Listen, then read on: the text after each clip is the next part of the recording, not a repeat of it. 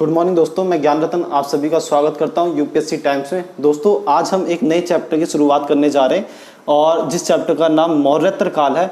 दोस्तों पिछली क्लास में हमने मौर्य काल के बारे में चर्चा करी थी और मौर्य काल को लगभग उसके हर आयाम को, हर बिंदु को ध्यानपूर्वक करने का प्रयास करा था, सीखने का प्रयास करा था। दोस्तों जब हम मौर्य काल से आगे बढ़ते हैं तो हम मौर्योत्तर काल देखते हैं।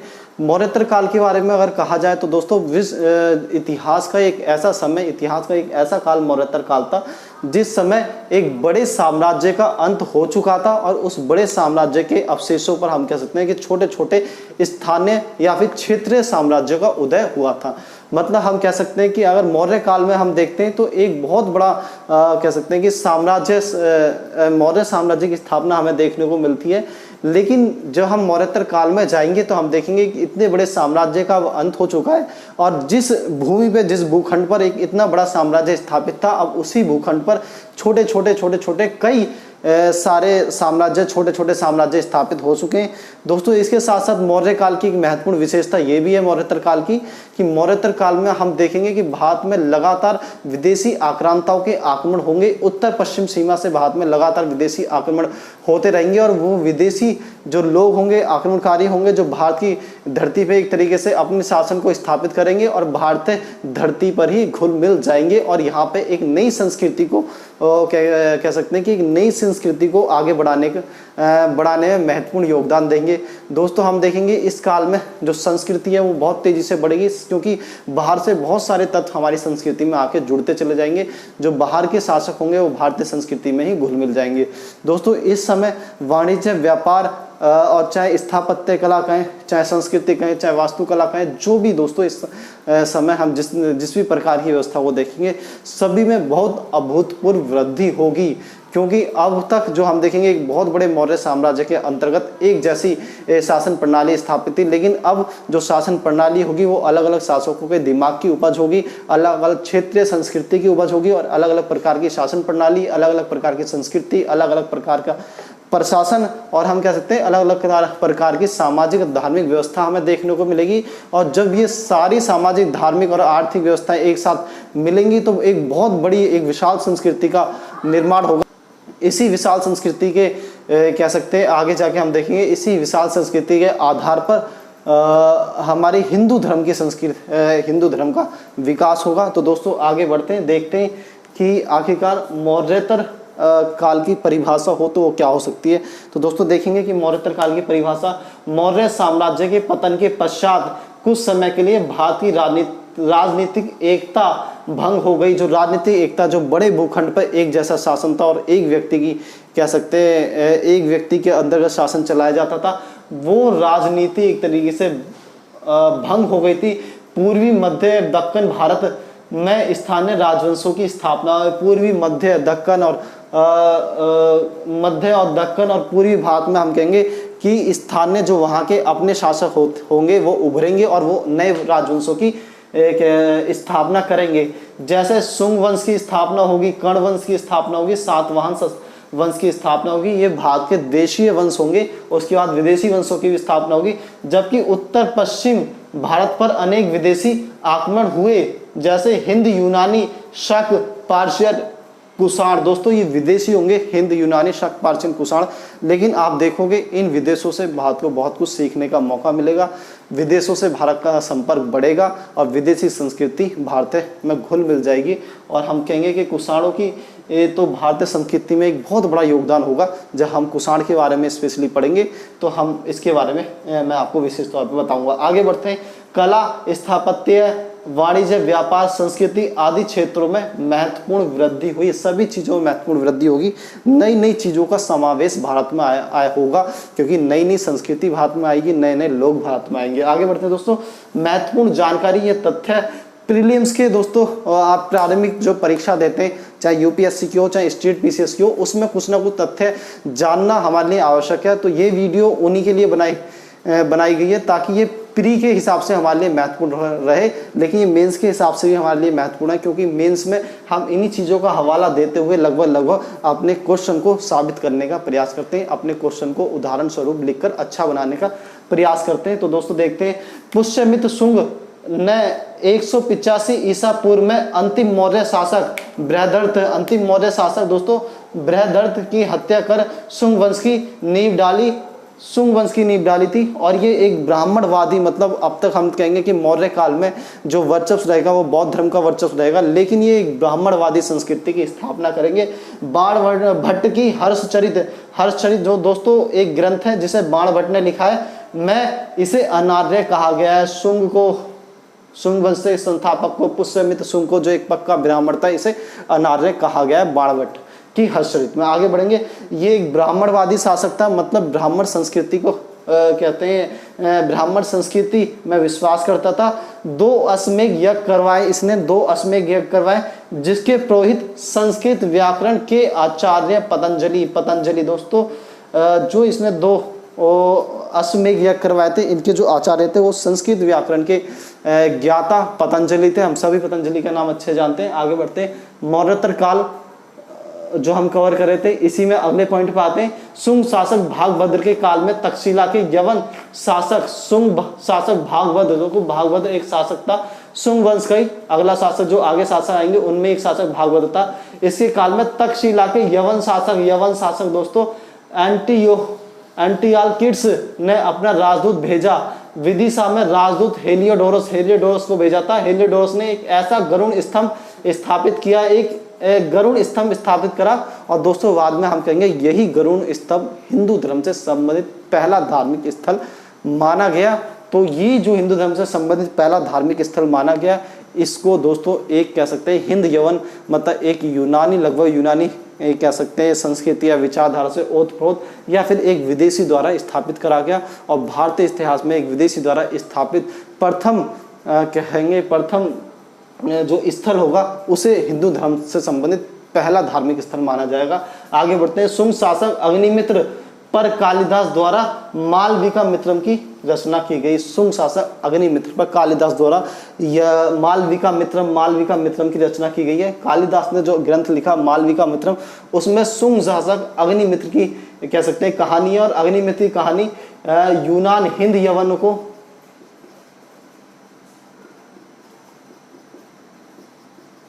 पछाड़ने, हिंद यवन को पछाड़ने या हिंद यवन को रोकने की जो चर्चा मिलती है वो इसमें मिलती है हमारी कालिदास की मालविका मित्र में। आगे बढ़ते दोस्तों कर्ण वंश के बारे में। अंतिम शासक देवभूति, कर्ण वंश का जो अंतिम शासक जो शुंग वंश का अंतिम शासक देवभूति था, इसकी हत्या कर दी। और हत्या किसने कर दी? वसुदेव ने कर दी। और वसुदेव ने कर्ण वंश की स्थापना करी। आगे बढ़ते हैं, बहुत ज्यादा इंपॉर्टेंट नहीं है। सातवाहन शासक बहुत इंपॉर्टेंट है, इसके बारे में थोड़ी चर्चा करते हैं। कर्ण वंश के अंतिम शासक सुशर्मन, कर्ण वंश के अंतिम शासक जो थे सुशर्मन की हत्या कर सीमुख जो सातवाहन वंश के संस्थापक रहेंगे ने सातवाहन वंश की स्थापना की। प्रतिष्ठान, ध्यान रखें, प्रतिष्ठान सातवाहनों की राजधानी था और 4 सदियों तक इसने शासन करा। एक लंबे साल तक इसने अपने शासन को स्थापित रखा। हम कह सकते हैं कि दक्षिण भारत में अगर किसी भी साम्राज्य, कोई भी साम्राज्य जिसका सबसे लंबा शासनकाल हो तो वो सातवाहनों का शासनकाल सबसे लंबा था। 4 दशकों तक, लगभग 400 सालों तक इन्होंने दक्कन की भूमि पर अपना साम्राज्य, अपना राज स्थापित करके रखा।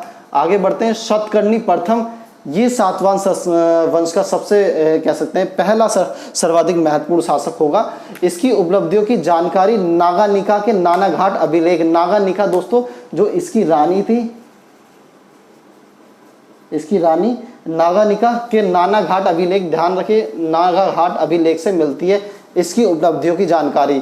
भूमिदान का पहला साक्ष्य, अगर भूमिदान का पहला साक्ष्य कहेंगे तो वो भी यहीं से मिलता है। दोस्तों भारतीय कह सकते हैं कि भारतीय इतिहास में भूमिदान का एक विशेष महत्व रहा है और एक तरीके से भूमिदान ने इतिहास को बहुत हद तक पलट के रख दिया। हम कहेंगे कि भूमिदान एक छोटी सी बात है, लेकिन नहीं, जब हम भूमिदान की बारीकियों को समझेंगे तो हमें पता चलेगा भूमिदान से आर्थिक प्रसार होगा राज्यों का, भूमिदान से सांस्कृतिक धार्मिक प्रसार होगा राज्यों का, और भूमिदान से हम कहेंगे कि राज्यों को आगे जाके जिन एरियो में जहाँ पर कह सकते हैं कि जंगल होते थे वहाँ वो भूमिदान में दी जाती थी। और वहाँ पर जब जिन लोगों को वो भूमि दान में दी जाती थी वो किसी न किसी धर्म से ताल्लुक रखते थे, या तो वो भिक्षु होते थे या फिर वो पुरोहित होते थे। और जब वो भिक्षु या पुरोहित उन क्षेत्रों में जाकर रहते थे तो उन क्षेत्रों में उनके साथ साथ धीरे धीरे धीरे आबादी भी बसने लग जाती थी और इस तरीके से वो एरिया भी एक तरीके से बस जाते थे। और बाद में हम देखेंगे कि वही एरिए बड़े बड़े नगरों के, महानगरों के रूप में स्थापित होंगे, या वही एरिए जो होंगे, वही जो क्षेत्र होंगे, उन क्षेत्रों में एक नया शासक उभरेगा और वो उन्हें अपने शासक को, जिससे वो भूमि दान में मिली थी, उसे ही चुनौती देगा। तो राजा की शक्ति कम होगी इससे। और हम देखेंगे बाद में ये जो भूमि दान दी जाएगी जिसको, उसको भूमि दान के साथ प्रशासनिक अधिकार भी दे दिए जाएंगे, सैनिक अधिकार भी दे दिए जाएंगे। इस तरीके से राजा की शक्ति और कमजोर होगी। तो भूमि दान भारतीय इतिहास में एक महत्वपूर्ण स्थान रखता है। भूमि दान को जब हम पढ़ेंगे अच्छे तब हम समझेंगे कि किस प्रकार से भूमि दान राज्य की आर्थिक, कह सकते हैं, राज्य को आर्थिक रूप से कम करेगा और राज्य को प्रशासनिक और सैनिक रूप से भी राजा को और राज्य को कमजोर करेगा। आगे बढ़ते हैं दोस्तों। तो भूमि दान का मतलब होता था दोस्तों, जैसे मैंने आपको बताया, किसी पुरोहित को या किसी भिक्षु को राजा भूमि दान कर दिया करता था, इसलिए ताकि वो पुरोहित या भिक्षु उस क्षेत्र में जाकर रहे। ऐसे क्षेत्र को दान करते थे ज़्यादातर जो क्षेत्र में लोग बहुत कम थे या जिस क्षेत्र में जंगल और झाड़ियाँ होती थी। जब ये पुरोहित या भिक्षु उन क्षेत्रों में जाकर रहते थे तो इनके साथ साथ जनता रहने लग जाती थी और इस तरीके से वो क्षेत्र भी बसना शुरू हो जाता था। तो दोस्तों भूमि दान का पहला साक्ष्य यहीं से मिलता है। पुराणों में इसे कृष्ण पुत्र कहा गया है। दोस्तों सातवाहन शासकों की ये महत्वपूर्ण हम बात देखेंगे कि यहाँ इनके समय में जो धार्मिक चीज़ें होती हैं वो बहुत मजबूती से होते हैं, बहुत कट्टर होते हैं। ये अपना संबंध भगवानों से जोड़ते हैं। कोई अपने आप को बलराम कहता है, कोई अपने आप को कृष्ण कहता है, कोई अपने आप को भीम कहता है। तो इस तरीके से भगवानों के साथ, महाभारत के साथ, रामायण के पात्रों के साथ अपने संबंधों को जोड़ेंगे। दोस्तों हाल के बारे में पढ़ते हैं। ये एक सातवाहन शासक होगा। स्वयं कवि था, एक अच्छा कवि था ये स्वयं, और विद्वानों का संरक्षक भी था और ये विद्वानों को संरक्षण भी दिया करता था। इसके पास कुछ विद्वान रहा करते थे। गाथा सप्तशती, दोस्तों ध्यान रखिए, एक इम्पोर्टेंट महत्वपूर्ण जो ग्रंथ है वो इसके द्वारा लिखा गया है। गाथा सप्तशती काव्य की रचना की इसने, गाथा सप्तशती काव्य की रचना करी थी, जिसकी रचना प्राकृत भाषा में हुई थी। इसकी राज्यसभा में बृहद कथा के रचयिता दोस्तों गुणाढ्य और कातंत्र संस्कृति व्याकरण के रचयिता सर्ववर्मन थे। तो सर्ववर्मन और गुणाढ्य इसके राज्यसभा में दो महत्वपूर्ण कवि रहा करते थे। और दोस्तों गाथा सप्तशती की जो उसने रचना करी थी, एक प्रकार का ये प्रेम ग्रंथ था। कभी पूछ लिया जाता है, और अगर पीसीएस में पूछ लिया जाए या फिर यूपीएससी प्री में आर्ट एंड कल्चर से के संबंध में पूछ लिया जाए तो बहुत ज़्यादा सरप्राइज होने की बात नहीं है। ऐसे क्वेश्चन पूछे जाते हैं तो आप इन्हें ध्यान रखें। आगे बढ़ेंगे। गौतमीपुत्र सातकर्णी महान शासक रहा है इस समय का। जानकारी इसकी माता बलश्री के नासिक अभिलेख से, दोस्तों महत्वपूर्ण अभिलेख, नासिक अभिलेख, इन चीज़ों को याद करते रहना है। जानकारी नासिक अभिलेख से मिलती है। इसके घोड़ों ने 3 समुद्रों का पानी पिया। दोस्तों इस अभिलेख से जानकारी मिलती है कि इसके घोड़ों ने 3 समुद्रों का पानी पिया। इस शब्द से हमारा क्या आशय है दोस्तों? मैंने आपको बताया हम इतिहास को जानने का प्रयास करते हैं, लेकिन इतिहास क्योंकि अतीत की घटना है इसलिए हम मोटा मोटा अनुमान लगा पाते हैं। हम जो का तो इतिहास को दोबारा से पुनर्गठित नहीं कर सकते। तो दोस्तों यहाँ से हम एक अनुमान लगाते हैं कि इसके घोड़ों ने 3 समुद्रों का पानी पिया, मतलब इसने 3 क्षेत्रों को विजित करा था। और 3 क्षेत्रों को विजित करा, ये अपने उत्तर, पूर्व और दक्षिण 3 क्षेत्रों में फैला। और वो 3 क्षेत्रों में फैलने के बाद हम कहेंगे कि ये एक पराक्रमी, एक प्रतापी, साहसी राजा हुआ था जो जिसने अपनी सीमा को तीनों क्षेत्रों में बढ़ाया। और तीनों क्षेत्रों के में जो भूमि थी जहाँ पर भूमि का अंत होता था वहाँ तक भूमि का अंत होता था और समुद्र की शुरुआत होती थी, वहाँ तक इसके घोड़े गए। उसके घोड़ों ने वहाँ का पानी पिया।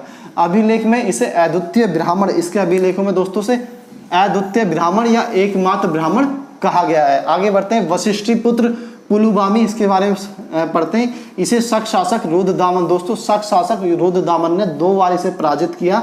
इसे दक्षिणा पंथेश्वर भी कहा जाता है। अगर पूछा जाए दक्षिणा पंथेश्वर किस सातवाहन शासक को कहा जाता है तो दोस्तों वो इसे कहा जाता है। आगे बढ़ते हैं। यक्षश्री सातकर्णी के बारे में थोड़ी चर्चा करते हैं। तो सातवाहन वंश का अंतिम महान शासक यक्षश्री सातकर्णी, इसके सिक्कों पर नाव का चित्र मिलता है। इसके सिक्कों पर नाव का चित्र मिलता है। ये नाव का चित्र दोस्तों किस तरफ संकेत करता है? ये नाव का चित्र संकेत करता है कि उस समय समुद्री व्यापार कह सकते हैं कि उन्नत अवस्था में था। क्योंकि मुद्रा पे, सिक्कों पे नाप का चिन्ह होना ये दर्शाता है कि सिक्के मतलब व्यापार, वाणिज्य, मुद्रा, अर्थव्यवस्था की ओर संकेत करते हैं। और सिक्कों पे जो चिन्ह होते हैं, अगर नाप का चिन्ह है सिक्कों पे, तो ये एक हमें थोड़ा सा आकलन करने के लिए सहायक होता है, थोड़ा सा हमें संकेत देता है कि शायद उस समय नाव का महत्व बहुत ज़्यादा होगा और इसीलिए इसने अपने सिक्कों पे नावों को छापा होगा। और नावों का महत्व इसलिए होगा क्योंकि उस समय नाव से व्यापार जो होता होगा अच्छा होता होगा। तो दोस्तों आगे बढ़ते हैं। सातवाहनों के अवशेषों पर वाकाटक व इक्ष्वाकु वंश, वाकाटक दोस्तों और इक्ष्वाकु वंश की स्थापना हुई। और थोड़ा सा एक देख लेते हैं। सातवाहनों के काल में एक कर मुक्त भूमि ब्राह्मणों भिक्षुओं को देने की प्रथा आरंभ हुई। जैसे भूमि दान की प्रथा हमने यहाँ पे ही पढ़ी है, तो सातवाहनों के शासन में ये प्रथा आरंभ हुई। अगर किसी भी कह सकता हूँ मैं, कई बार मैंने कई एग्जाम्स में देखा है कि इस तरह का क्वेश्चन पूछा गया, वाला क्वेश्चन पूछा गया है कि भूमि दान की प्रथा किस वंश के शासन काल में शुरू हुई, या फिर भूमि दान की प्रथा के क्या प्रभाव है, या फिर भूमि दान का प्रथम 2 साक्ष्य वो किस अभिलेख में मिलता है। आगे बढ़ते हैं दोस्तों। इनकी राजभाषा प्राकृत थी। सातवाहनों की राजभाषा प्राकृत थी। सर्वप्रथम शीशे के सिक्के इनके द्वारा चालू किए गए थे, इनके द्वारा चलाए गए थे सर्वप्रथम। तो दोस्तों अब हम यहाँ तक हमने सातवाहन शासकों के बारे में पढ़ लिया, अब हम आगे पढ़ते हैं। तो दोस्तों आगे बढ़ते हैं। अब तक हमने उन साम्राज्यों के बारे में पढ़ा था जो मौर्य साम्राज्य के अवशेषों पर क्षेत्रीय राजवंशों का उदय हुआ था। उन क्षेत्रीय साम्राज्यों के बारे में पढ़ा था। जब मौर्य साम्राज्य का विघटन हुआ, एक बड़े साम्राज्य का विघटन हुआ, तो उसके विघटन के बाद हम देखेंगे उसी भूमि पर लगभग छोटे छोटे साम्राज्य स्थापित होंगे। और ये 2 प्रकार के साम्राज्य होंगे दोस्तों। एक साम्राज्य वो होंगे जो क्षेत्रीय होंगे, जो मतलब भारत की धरती के ही लोग होंगे और यहीं से ही वो लोग धीरे धीरे कह सकते हैं कि शासन प्रक्रिया में एक भूमिका निभाएंगे और साम्राज्यों की स्थापना करेंगे, जिनके बारे में हमने अब तक पढ़ लिया है। और अब हम पढ़ेंगे उन साम्राज्यों के बारे में, उन राजवंशों के बारे में जो लगभग बाहरी आक्रांता थे, जो बाहर से आए थे और भारत पर कह सकते हैं बाहर से आने के बाद उन्होंने भारत पर साम्राज्यों की स्थापना करी और एक तरीके से भारतीय संस्कृति में ही घुल मिलकर रह गए। तो दोस्तों देखते हैं इनके बारे में कौन थे। तो दोस्तों सबसे पहले हम देखेंगे विदेशी आक्रमण, और विदेशी आक्रमण में सबसे पहले हम हिंद यूनानी आक्रमणों को देखेंगे या फिर यवन आक्रमणों को देखेंगे। उसके बाद दोस्तों हम शक देखेंगे, उसके बाद शक आए थे, शकों के बाद दोस्तों पार्थियन या फिर पहलव आए थे, और आगे बढ़ेंगे तो हमें पता चलेगा कि सबसे अंत में कुषाण आए थे। कुषाण वंश था वो सबसे अंत में आया था। तो दोस्तों ये 4 वंश थे। इन चारों वंशों को हमें आज हम इस चारों वंशों को कवर करने जा रहे हैं। तो सबसे पहले पढ़ते हैं हिंद यवनों के बारे में।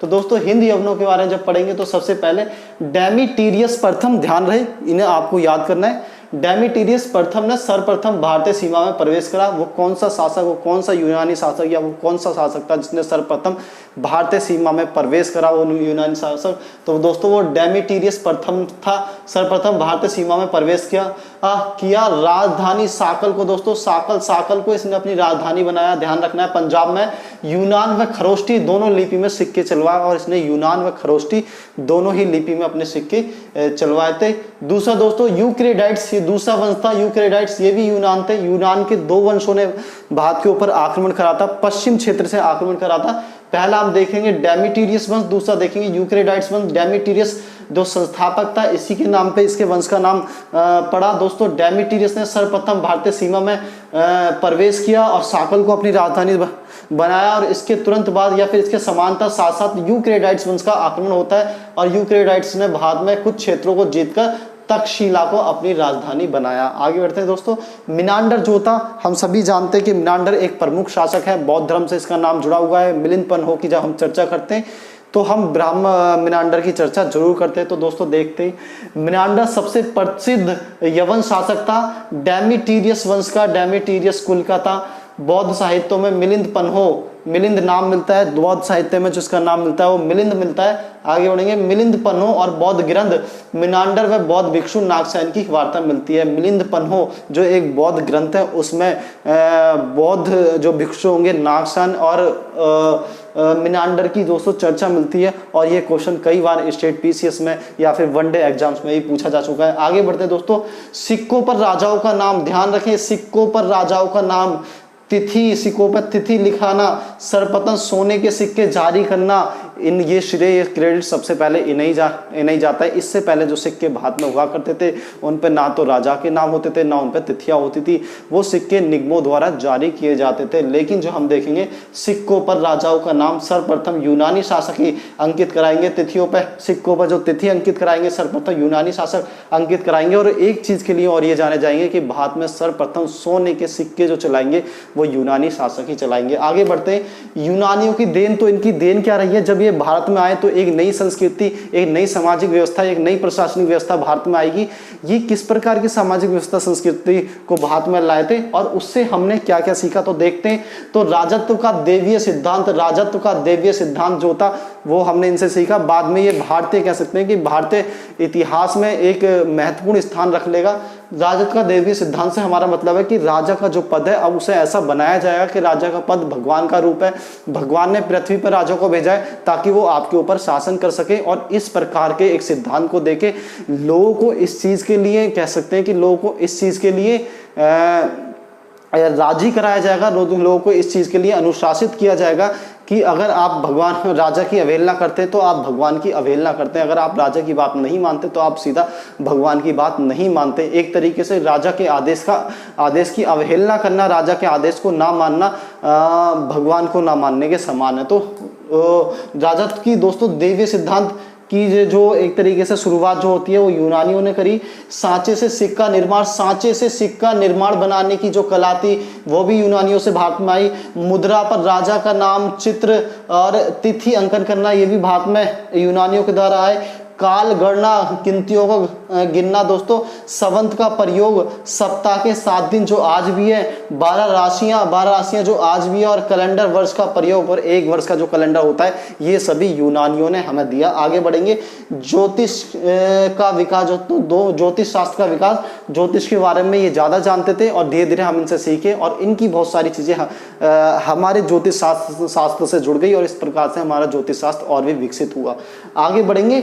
उत्तर पश्चिम में भारत में हेलोनिस्टिक मूर्ति कला का विकास इन्होंने करा और बाद में इसी हेलोनिस्टिक मूर्ति कला का एक, कह सकते हैं, थोड़े बदलावों के साथ एक नई मूर्ति कला का विकास होगा जिसे गांधार मूर्ति कला कहा जाएगा, गांधार मूर्ति कला शैली कहा जाएगा। तो यूनानियों से ये हमने इतना कुछ सीखा। अब बढ़ते दोस्तों शकों की तरफ। शक वंश तो सीरिया के उत्तर पश्चिम में निवास करते थे। तो दोस्तों आप अनुमान लगा सकते हैं कि सीरिया के लोग भारत में आए। सीरिया की आज वर्तमान स्थिति देखेंगे तो लगभग गृह युद्ध चल रहा है, जगह जगह आतंकवाद बहुत चरम लेवल पे, विस्फोट होते, मानव अधिकारों का हनन होता है और दुनिया के अशांत क्षेत्रों में सीरिया जो है दोस्तों शामिल है। लेकिन कभी एक अनुमान लगा सकते हैं कि सीरिया के लोग भारत में आए और भारत के होकर रह गए। हम आगे कुषाणों के बारे में पढ़ेंगे कि चीन के, तुर्कमेनिस्तान के लगभग ये लोग थे और जो भारत में आएंगे भारत के होकर रह गए, भारत के ऊपर शासन करेंगे, भारतीय संस्कृति और कला को बढ़ाने का कार्य करेंगे। आगे हम देखेंगे और ही बहुत सारे विदेशी जो होंगे भारत में आएंगे और भारत के बन के रह जाएंगे। तो इस प्रकार हम आज भी कह सकते हैं कि कोई भी देश आज एक विशिष्ट जाति के लिए, एक विशिष्ट धर्म के लोगों के लिए नहीं रह सकता, क्योंकि कोई भी देश है उसमें सभी लोग मिक्सर हैं। ये कहना कि मैं इस जाति का हूँ और विशुद्ध रूप से इस जाति का हूँ या मैं इस धर्म का हूँ आज के समय में उचित नहीं रहा है। आज के समय में हर कोई, हर जाति कह सकते हैं और हर धर्म समुदाय इतना मिक्स हो चुका है कि ये कह देना कि मेरे पूर्वज भी इसी धर्म से रहे थे या मेरे पूर्वज भी इसी प्रकार से रहे थे, ये बिल्कुल उचित नहीं माना जा सकता।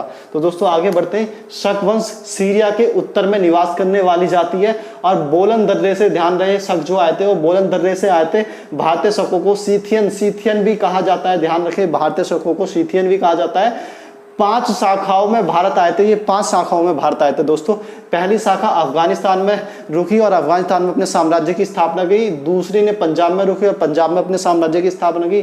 तीसरी ने मथुरा में साम्राज्य की स्थापना की। चौथी में पश्चिमी भारत में और 5वीं ने दक्कन भारत को जीता और वहां पे अपने साम्राज्य का कह सकते हैं श्री गणेश का स्थापना करी। एक तरीके से कहें तो दोस्तों मोगा या माउस, दो तक्षशिला कह सकते हैं, पश्चिम भारत, पंजाब तक्षशिला से जुड़ा हुआ है। मोगा या माउस इसे हम भारत में जो है शकों का संस्थापक कहा जाता है, शकों का संस्थापक माना जाता है। रुद्रदामन शकों का प्रथम कह सकते हैं महत्वपूर्ण शासक या फिर सबसे ज्यादा शक्तिशाली जो शासक होगा वो रुद्रदामन होगा। पढ़ते हैं इसके बारे में। सर्वाधिक प्रसिद्ध शक शासक है सातवाहन शासक वशिष्ठी पुत्र पुलमावी। वशिष्ठी पुत्र पुलमावी हमने पहले भी पढ़ा था कुछ मिनट पहले, वशिष्ठी पुत्र पुलमावी के बारे में, को 2 बार पराजित किया इसने, 2 बार पराजित किया है इसने। और जानने वाली बात, महत्वपूर्ण बात, उसकी सुदर्शन झील का मरम्मत करवाई इसने। दोस्तों सुदर्शन झील वही झील थी जो मौर्यों ने सिंचाई व्यवस्था को और बेहतर करने के लिए चंद्रगुप्त मौर्य के शासन काल में बनाई गई थी। सम्राट अशोक ने भी इसकी मरम्मत करवाई थी और बाद में आके हम देखेंगे